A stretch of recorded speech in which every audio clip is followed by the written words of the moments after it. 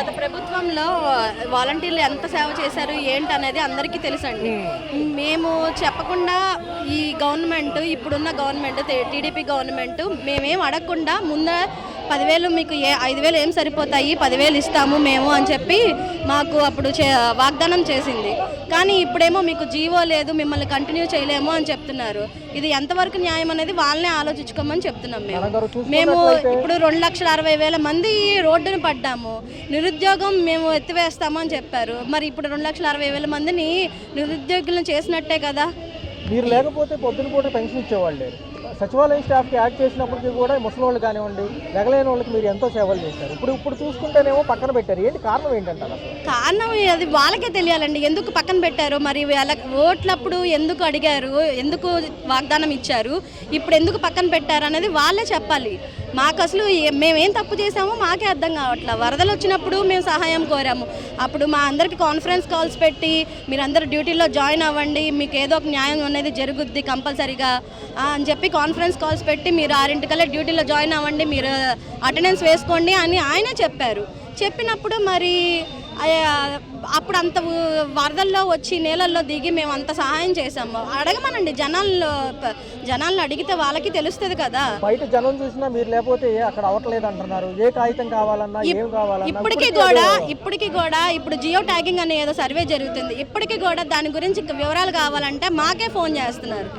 మాకే ఫోన్ చేసి ఏంటి ఏదో సర్వే అని జరుగుతుంది, వాళ్ళెవరు సచివాలయం వాళ్ళు అంటున్నారు, వాళ్ళ సచివాలయం వాళ్ళేనా అని చెప్పేసి వాళ్ళ పేరు చెప్పి మమ్మల్ని అడుగుతున్నారు.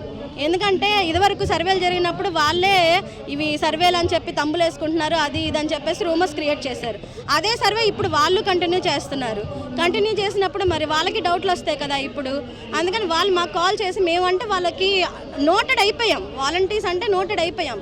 ఈ ఏరియాకి ఈ వాలంటీర్, వీళ్ళకి వీళ్ళు అని ఏ ఏరియా అడిగినా కూడా తెలిసిపోద్ది. కూటమి ప్రభుత్వంలో ఒక పక్క ఉప ముఖ్యమంత్రి గారు, ముఖ్యమంత్రి గారు దీని గురించి ఏం చర్చించారు. మొన్న లాస్ట్ రోజు కూడా నిలదీయడం జరిగింది మాజీ ప్రభుత్వాలు. కానీ దాని గురించి జీవోలు లేవంటారు. జీవోలు ఉన్నాయి చూసుకోమంటే వీళ్ళు ఏం మాట్లాడలేదు. జీవోలు ఇవ్వాలంటే ఎంతసేపు ఇస్తారండి చెప్పండి. ఇప్పుడు వాళ్ళ చేతిలో పని. రాజుకి తెలియంది కాదు, రాజు చేయలేని పని కాదు. ఆయన ఆ పదవిలో ఉండి ఆయన అలా మాట్లాడడం కూడా చాలా తప్పు. కాబట్టి మాకు ఏదో ఒక రకంగా న్యాయం చేయాలని మేము కోరుకుంటున్నాము. కొత్త జీవో పాస్ చేసి 10,000 ఇస్తామన్నారు, ఇప్పుడేమో పక్కన పెట్టారు. అసలు ఏంటి దీనికి వచ్చిన కారణం ఏంటంటే? కారణం అదే అంటుంది, కారణం వాళ్ళే చెప్పాలి. కారణం కనీసం మాకైనా ఇన్ఫార్మ్ చేయాలి. కారణం ఎందుకు తీసేస్తున్నాం మిమ్మల్ని అనేది. ఇప్పుడు జీవో ఉందో లేదో మీకు ఆల్రెడీ మీరు ఎలక్షన్స్లో ఉన్నారు, తెలుస్తుంది. జీవో దేనికి ఉన్నాయి, దేనికి లేవు అనేది మీకు తెలిసే ఉంటుంది. కానీ అప్పుడు రాని జీవో ఇప్పుడు ఎందుకు గుర్తొస్తుంది? మరి వరదల టైంలో, ఇప్పుడు వరదలు ఈ ఎన్డీఏ గవర్నమెంట్ వచ్చిన తర్వాతే కదా వచ్చింది వరదలు. మరి అప్పుడు తెలీదా?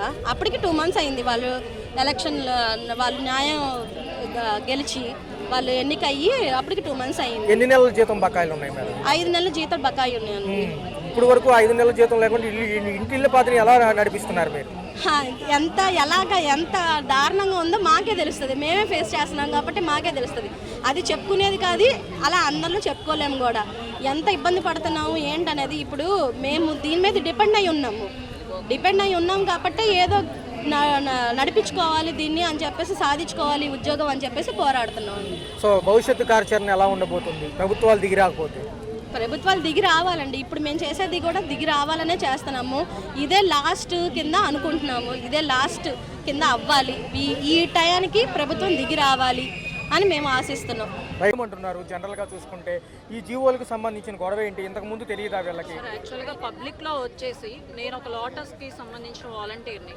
అక్కడ పెద్ద వాళ్ళు ఉంటారు లోటస్ ప్రాంతంలో, కానీ వచ్చిన ఒక వార్డు సచివాలయ ఎంప్లాయీని నమ్మరు. వాళ్ళు వెళ్ళినా సరే, ఏదైనా సర్వేకి సంబంధించి అయినా వెళ్ళినా సరే, వాళ్ళు వెంటనే వాలంటీర్ అయిన నాకు ఫోన్ చేసి ఏంటమ్మా మీ సచివాలయం నుంచి వీళ్ళు వచ్చారు అని నాకు ఫోన్ చేసి నన్ను కన్ఫర్మ్ చేసుకొని ఆ తర్వాత వాళ్ళకి రెస్పాండ్ అవుతారు సార్. ఏంటంటే ఫస్ట్ వాలంటీర్ మీద ఉన్న నమ్మకం యాజ్ ఏ సెక్రటరీకి కూడా లేదు. అంటే పబ్లిక్లో మా మీద ఉన్న అంత పాజిటివ్ వైబ్స్ అయితే ఉన్నాయి సార్. Right madam. చూసుకుంటే మేడం మరి ఇన్నాళ్ళు సేవ అందించారు. ఒక పక్క వరదల్లో కానివ్వండి, కరోనా టైంలో కానివ్వండి, మొన్న 10,000 కూడా ఇస్తామన్నారు. ఇప్పుడు పవన్ కళ్యాణ్ గారు మొన్న సర్పంచ్ సభలో మీకేమీ చేయలేకపోతున్నామన్నారు. అసెంబ్లీ సమావేశాల్లో చర్చించినా అది చర్చకు రాలేదు. ఏమంటారు అసలు? సార్ వరదల్లో వచ్చేసి మేము కూడా ఫ్లడ్స్లోనే ఉండి వచ్చాము. అక్కడ నుండి మా పిల్లల్ని వదులుకొని మీరు వస్తేనే ఉద్యోగం ఉంటుందనే ప్రెషర్ మాకు వచ్చింది సార్. నైట్ 11ంటికి కూడా మాకు టెలికాన్ఫరెన్స్ జరుగుతూ వచ్చింది. స్పెషల్ ఆఫీసర్స్ని పెట్టారు. అయితే మేము ఉండి అదే పరిస్థితిలో ఉండి మరీ వచ్చాము. వచ్చి ప్రజలకు సేవ చేసాం. మా పిల్లల్ని మా కుటుంబాన్ని వదులుకొని వచ్చి మేము సేవ చేయడం అనేది జరిగింది సార్. ఇప్పుడు ఈ పరిస్థితుల్లో మమ్మల్ని కనీసం గుర్తించట్లేదు. ఈ ప్రభుత్వం అనేది కనీసం గుర్తించట్లేదు. మా ఉద్యోగం కనీసం 5,000 ఇచ్చినా పర్లేదు. మా ఉద్యోగం అనేది మాకు ఇస్తే సార్ చాలు సార్. కూటమి ప్రభుత్వాలు వచ్చాక 10,000 ఇచ్చి తీసుకుంటా అన్నాయి మిమ్మల్ని. గత ప్రచారంలో కూడా అలాగే చెప్పారు. ఏమనిపించింది? ఆ 5,000 సరిపోవట్లేదు, మీకు 10,000 ఇవ్వాల్సిందేనని చెప్పింది ఈ కూటమి ప్రభుత్వాలు. ఏమనిపిస్తుంది? ఇప్పుడు మొండి చేయి ఎందుకు చూపించారు అసలు? అదే సార్ మాకు అర్థం కావట్లేదు. మేము నమ్మి ఓటేసినందుకు మళ్ళీ మాకు తిరిగి రివర్స్ మాకే ఇచ్చారు బహుమతి అనిపిస్తుంది. మేము వాళ్ళని నమ్మాము. 10,000 చేస్తున్నారు, 5,000 వేతనం మీకు ఏం సరిపోతుందో అన్నారు. కాబట్టి మేమంతా కలిసి ఆయనకి ఎన్నుకున్నందుకు మళ్ళీ మాకు ఇలా రిటర్న్ గిఫ్ట్ మాకు ఇలా ఇచ్చినట్టు అనిపిస్తుంది. అందుకనే మా ఆవేదన తెలియజేయాలనుకుంటున్నాము. సీఎం గారికి, డిప్యూటీ సీఎం గారికి ఒకటే చెప్తున్నాము, మా వాలంటీర్ వ్యవస్థను ఉంచండి ఖచ్చితంగా. మీరు జనాల్లోకి వెళ్ళి అడగండి, మా వ్యవస్థ కావాలా వద్దా అనేది. మీరు జనాల్లోకి రండి. ఓట్లకి ఎలా వచ్చారు ఇప్పుడు జనాల్లోకి పంపించండి. మా వ్యవస్థ వద్దు అని చెప్తే అప్పుడు ఆలోచించుకోండి. ప్రతి ఒక్కళ్ళు కూడా మా వ్యవస్థ కావాలనే చెప్తున్నారు. దయచేసి మా వ్యవస్థను ఉంచండి. అందరం ఆడవాళ్ళం ఎక్కువ మంది ఉన్నాం. లేడీస్కి ఎక్కువ ఇది ఉద్యోగం అనేది మాకు చాలా అవసరం. 5,000తో మేము చాలా మా అవసరాలు ఎన్నో మాకు తీసుకున్న రోజులు మాకు ఈ 6 నెలల నుంచి మాకు జీతాలు లేక మేము చాలా సతమతం అవుతాం. ఒక పక్క చూసుకుంటే మొన్న విజయవాడ వరద ఉధృతిలో కూడా మీ సేవలు వినియోగించుకున్నారు. సార్ మేము విజయవాడ వరదల్లో మేము ఎంత హెల్ప్ చేసామన్నది మీ పబ్లిక్ అడగండి. పబ్లికే చెప్తారు. బాంబే కాలనీ సార్ మాదంతా. ఇక్కడ ఉన్న వాళ్ళందరం హెచ్ బ్లాక్. మేము వరదల్లో ఉన్నామండి. మా అటెండెన్స్ చూడండి. మేమందరం కూడా వరదల్లో వచ్చి వరదల్లో చేసిన వాళ్ళమే. మేము అందరం వరద నీటిలో నడుచుకుంటూ వచ్చాం. మేము పిల్లల్ని మా వాళ్ళకి ఇచ్చి చేసి బాగోపోయిన వరద నీళ్ళలో వచ్చి మేము అందించాం. మా సేవలు మేము చేసాం. వరద నష్టపరిహారానికి కూడా దానికి సంబంధించిన గణనానికి మిమ్మల్ని వాడుకున్నారు. మమ్మల్ని వాడుకున్నాండి. నేనున్నాను ఇప్పుడు. నా పేరు కళ్యాణి. నేను బాంబే కాలనీలో ఉన్నాను. నాకు వరదలో వచ్చే మనీ రాలేదండి. నాకు నేను 2nd ఫ్లోర్లో ఉంటాను. అపార్ట్మెంట్స్లో నాకు రాలేదు. చాలా మంది కాల్స్ చేసి మాకు ఇలా రాలేదు, సచివాలయంలో ఆన్సర్ చేయట్లేదు, మీరుంటే మాకు సహాయంగా ఉండేది, మీరు చెప్పిన ఆన్సర్ మాకు ఎక్కడ చెప్పట్లేదు అని చెప్పి జనాలు మమ్మల్ని అడుగుతున్నారు. 5,000కి మేము అంత ఇదిగా వర్క్ చేసామండి. మరి మమ్మల్ని ఎందుకు తీసేస్తారండి? జనాల అభిప్రాయాలు కనుక్కోవాలి కదా. మీరు ఇచ్చిన మాటే కదా మేము అడుగుతున్నాము. కానీ మాట ఏమీ అడగడం లేదు కదా. మిమ్మల్ని నమ్మే కదా మేము ఓట్లేసాము. మేము ఆ పార్టీకి ఒకలాగా ఈ పార్టీకి ఒకలాగా చేయలేదండి. జనాలకు వర్క్ చేసాము అంతే. మేము పార్టీల తరఫున ఏ వర్క్ ఎప్పుడూ చేయలేదు. మేము ప్రజల కోసం చేసాము. 5,000 తీసుకున్నాము, 5,000కి తగ్గట్టు చేసాము. అందుకే జనాలు ఈరోజు మమ్మల్ని కావాలని కోరుకుంటున్నారు. ఇన్ని రోజులు ఉన్నాయి ఉన్నాయి ఉన్నాయి అని చెప్పేసి ఇప్పుడు తీసేయడం కరెక్ట్ కాదు కదండి. వరదల్లో కూడా మీరు ఏం చెప్పారు? రండి వర్క్ చేయండి, మీ సేవలను అందించండి అనే కదా చెప్పారు.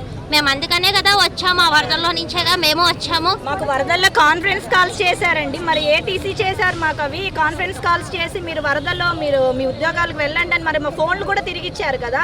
మరి ఎందుకంటే ఆ రోజు ఏ జీవో ఉందని ఇచ్చారండి మాకు. మేడం కరోనాలో చూసుకున్నట్లయితే కరోనాలో అత్యంతగా ఫ్రంట్ లైన్ వారియర్స్ లో ఉంది మీరు. కరోనాలో మేము ఎంత సేవ చేసామన్నది ప్రజలు మొత్తానికి తెలుసు. ఇప్పుడు కరోనా కాస్త వరదలు ఉన్నాయి. ఇప్పుడు ఈయన ప్రభుత్వం వచ్చాక వరదలు వచ్చినాయి కదా.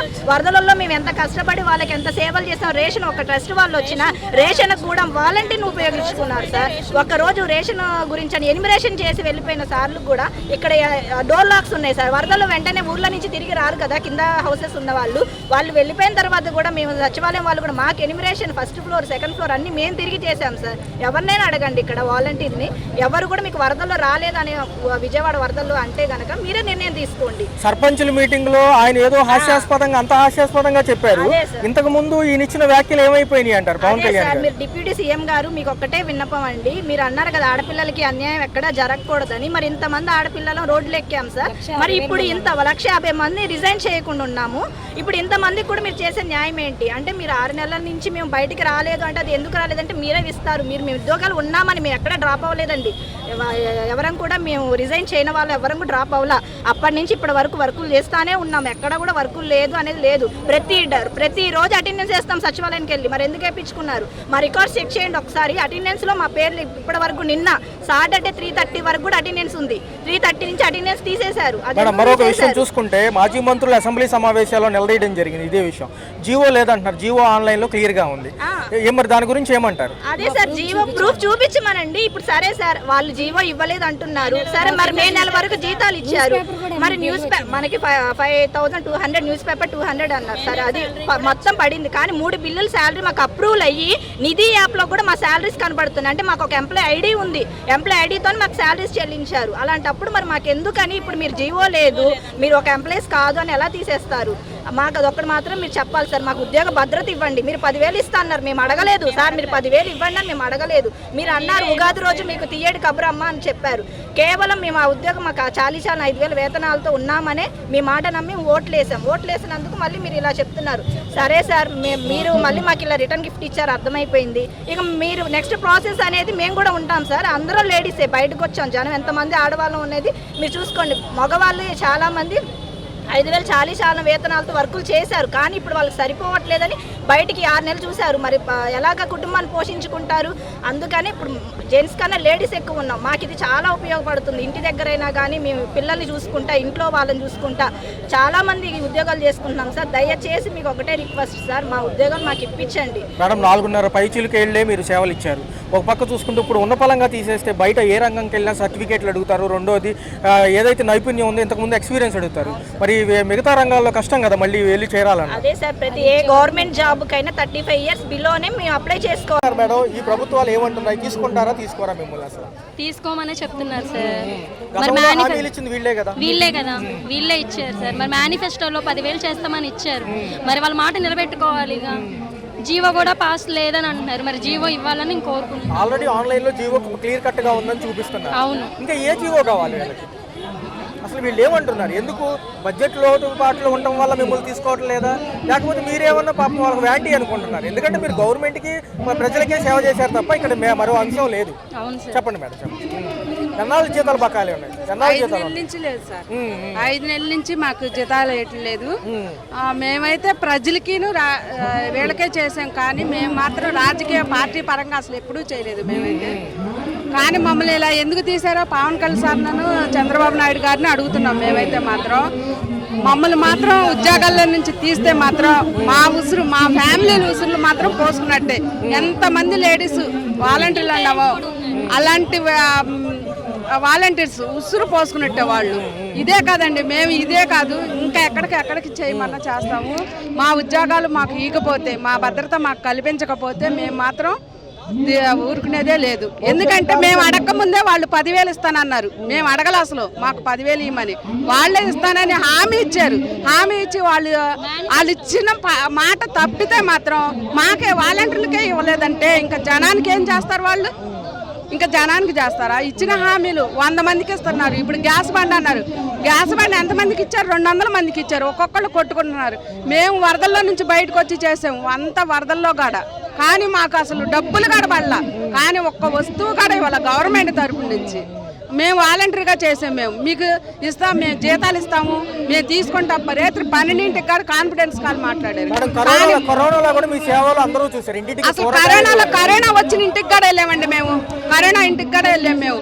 కానీ అసలు మమ్మల్ని ఇప్పుడు ఈ రోజు రోడ్డుకి ఎక్కించారంటే పవన్ కళ్యాణ్ సార్కి కానీ, చంద్రబాబు నాయుడు గారికి కానీ, లోకేష్ సార్కి కానీ మేము మాత్రం ఒక్కటే విన్నపిస్తున్నాం, మమ్మల్ని మాత్రం తీసుకోవాలి నిధుల్లోకి అని మేము మాత్రం ఒకటే అంటున్నాము.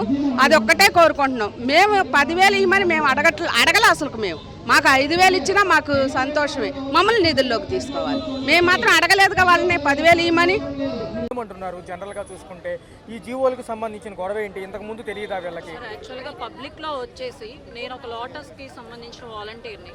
అక్కడ పెద్ద వాళ్ళు ఉంటారు లోటస్ ప్రాంతంలో. కానీ వచ్చిన ఒక వార్డు సచివాలయ ఎంప్లాయీని నమ్మరు.